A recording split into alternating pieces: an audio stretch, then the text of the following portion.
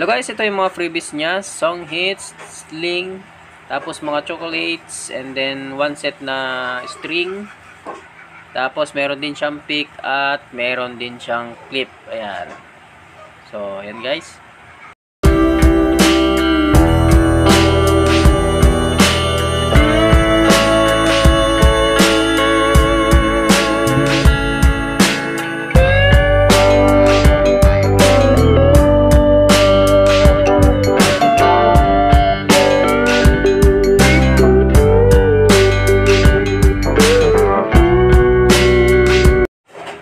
So ayan na guys, naka double wrap, labas at loob.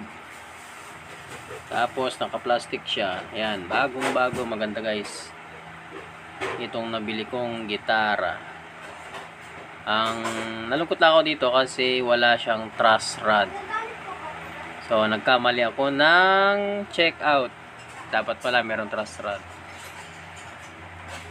Yung truss rod na kasi na yon ay protection yun, habang tumatagal kasi ang gitara ay umuungat. Yan.